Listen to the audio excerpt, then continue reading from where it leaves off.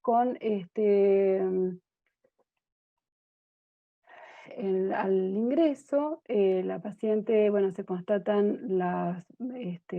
toda el peso y la talla, estaban en percentilos dentro de lo normal, en los percentilos más elevados, pero el perímetro cefálico realmente es mucho mayor. Repite 5 convulsiones y que son también tónico-clónico generalizadas, y los episodios se controlan en realidad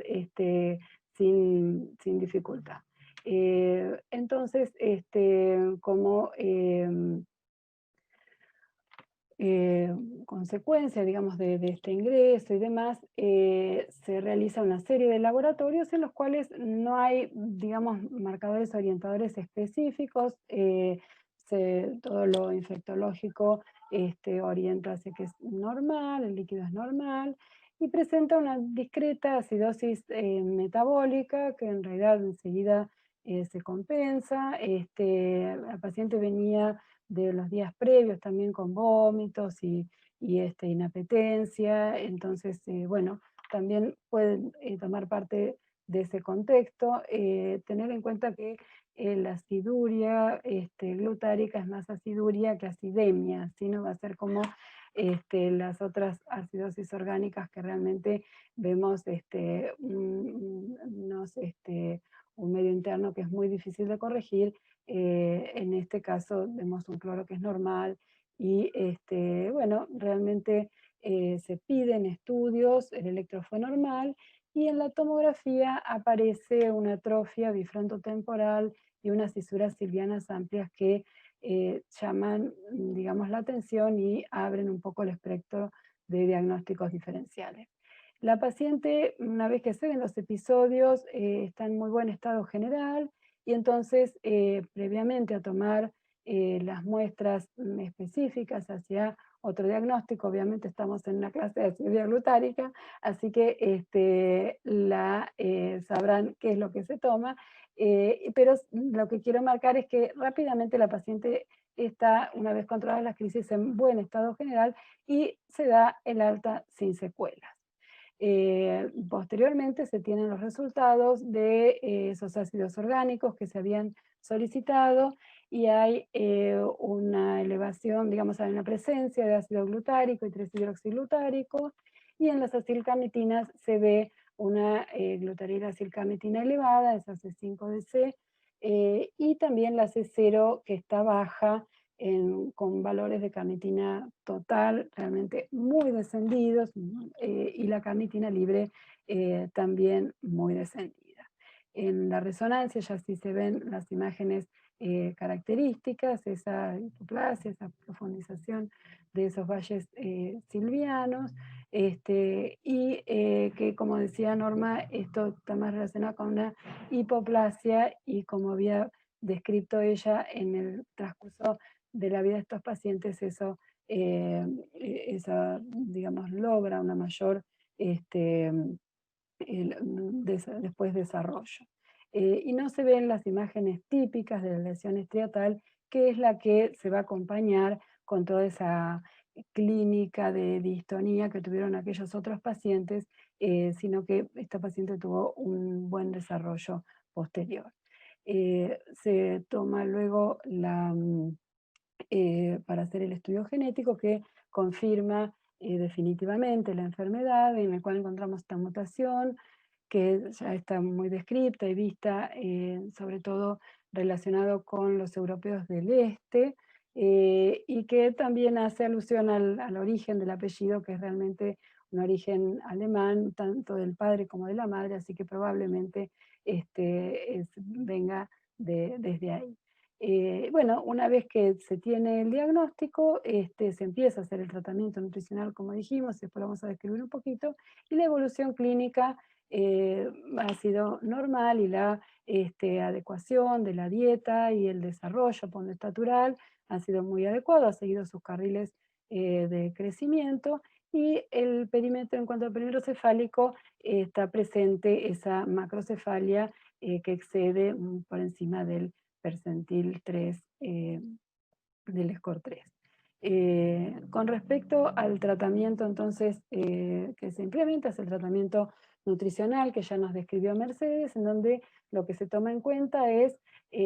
previo al tratamiento, cuál era la cantidad de lisina que ella estaba consumiendo según la dieta que tenía. En aquel momento tenía 1 año y 7 meses, aún se encontraba recibiendo leche materna, así que bueno, continúa también recibiéndola en el momento de la indicación para no alterar todo su patrón de aportes, y se introduce, digamos, se restringe la lisina, más de la mitad para llegar a esas recomendaciones que habíamos hablado, y en base a eso también se debe suplementar con un aporte de proteínas de una fórmula sin lisina y baja en triptofano y enriquecida en arginina, como dijo recién Mercedes. Así el aporte proteico inicial se encuentra en 2 gramos por kilo, que es lo recomendado, con esa restricción de las proteínas naturales, que se disminuye el aporte de proteínas naturales a 1,2 en esa indicación que se le da. Las calorías y los micronutrientes están cubiertos, digamos, en forma adecuada para la edad. A medida que crece la paciente se siguen haciendo los ajustes. Al día de hoy la paciente tiene 5 años y persiste con una adecuación. Los aportes de lisina son similares a los que venía recibiendo y dentro de lo recomendado. Ya al día de hoy obviamente no consume leche materna, y se ha ido diversificando la dieta, y en esta edad los pacientes pueden recurrir a la utilización de los fideos, galletitas, de todo lo que es base a cereales, en forma, digamos, mucho más libre que un fenil, porque las harinas, la proteína que contienen los cereales, tiene proporcionalmente mucho menor cantidad de lisina que por ejemplo, pensando en un fenilcetónico, que uno es lo que está más habituado, que con respecto a la cantidad que contiene las harinas en cuanto a la fenilodanina. De tal manera que estos pacientes no requieren tanta la suplementación con alimentos hipoproteicos. Bueno, y con respecto entonces a los aportes, son los que ya había mencionado Mercedes, siguiendo a las recomendaciones de Boy, del grupo de Boy de Lori Bernstein, y que toma en cuenta los aportes de lisina y del aporte total de proteínas, que tiene que estar siempre suplementado con la fórmula en los menores de 6 años. Entonces, pensando también en los otros tratamientos que se implementó esta paciente, fue la carnitina, a una dosis de 100 miligramos por kilo. El momento, digamos, de internación no se considera como que fue un evento de emergencia, y, digamos, en ese momento se considera de continuar con esos 100 miligramos por kilo, que es la dosis de mantenimiento.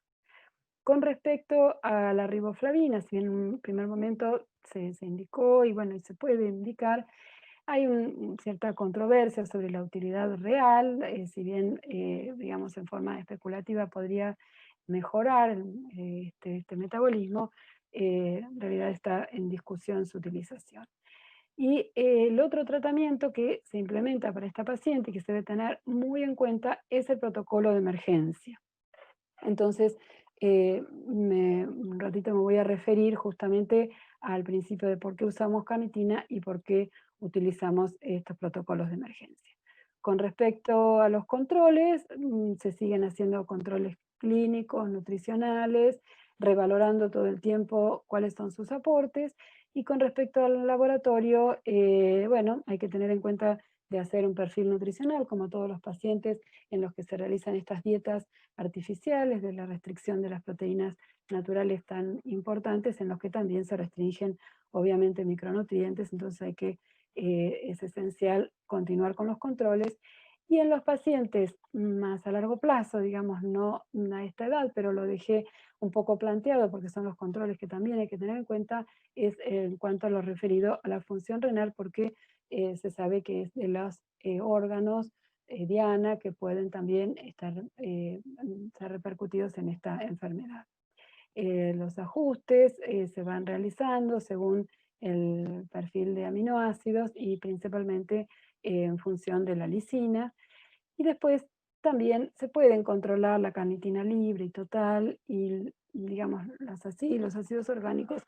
sobre todo en los casos, obviamente, de pacientes que son excretores, digamos, y también cuando uno piensa que hay una mala adherencia. En los hipoexcretores no nos va a servir esto. Bueno, entrando de lleno entonces en los principios del tratamiento farmacológico con la carnitina,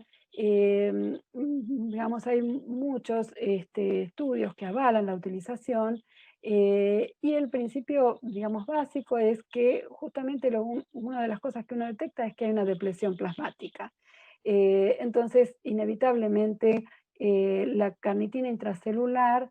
también debe estar disminuida y sabemos que la carnitina es justamente digamos, una sustancia que tiene una alta capacidad antioxidante, se une, digamos, a todos los tóxicos metabólicos que había descrito Norma y permite así la eliminación. El ácido glutárico conjugado con la carnitina produce justamente la glutarilcarnitina, que es un compuesto no tóxico y que va a poder eliminarse por vía urinaria, por vía renal. Está demostrado que disminuye el riesgo de injuria estatal precoz en los diagnosticados precozmente, en aquellos que han sido diagnosticados por pesquisa, y en los pacientes en que ya tienen digamos, sus síntomas, también disminuye la mortalidad. Por lo tanto, se debe implementar en todos los pacientes el tratamiento de mantenimiento de 100 miligramos kilo dividido en 3 dosis, y en el momento de la emergencia es importante duplicar, hay un mayor consumo y entonces debe duplicarse ese aporte. Incluso también hay trabajos que plantean, digamos, 200, 300, hasta 400 miligramos kilo día para hacer frente a esa situación. Presenta algunos efectos adversos, que puede ser la diarrea, y esto hay que tenerlo en cuenta, sobre todo en un momento en que el paciente esté cursando con una gastroenteritis, eh, pensar que, bueno, también si tiene que internarse, que es importante pasarla en forma endovenosa. Bueno, con respecto al tratamiento de emergencia, como vimos, acá hay un compromiso energético del tejido cerebral en esta enfermedad y es especialmente frágil durante los intervalos de estrés fisiológico. Entonces, cualquier situación que produzca catabolismo va a, compensar y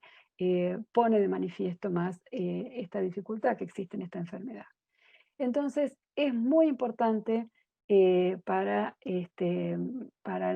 preservar al cerebro, evitar la crisis de encefalopatía aguda. Esto permite prevenir el daño neurológico y es esencial en el tratamiento precoz del paciente asintomático, es menos eficaz en niño dañado, pero es muy importante implementarlo. ¿Cuándo? Bueno, cuando hay cualquier situación que puede llegar a producir catabolismo, es decir, no esperar a que el paciente esté realmente en un estado catabólico, sino que hay que estar un poquito antes. Entonces, en una enfermedad, digamos, respiratoria que puede terminar, sea cuando empieza con un catarro, cuando empieza con alguna situación que, sobre todo en los 2 primeros años de vida, que es el periodo de mayor fragilidad y donde es muy común que los chicos tengan estos cuadros, no este año, porque con la pandemia se han cuidado tanto que ha habido menos y no han ido a las guarderías, pero bueno, sabemos que particularmente es un momento muy crítico. Entonces, quizá al empezar con los primeros síntomas, tanto de una enfermedad respiratoria como de vómitos o esto de las gastroenteritis que es muy común y que entonces va a ser ese círculo que tampoco se ingieren calorías y demás. Entonces, si hay vómitos o diarrea, ya sea con o sin fiebre, también hay que empezar este protocolo Si se va a vacunar, ese día hay que implementar el tratamiento también de emergencia o ante una cirugía. O sea, hay que estar un paso antes. No podemos esperar a que el paciente realmente esté con ese catabolismo, porque si no vamos a estar corriendo los de atrás.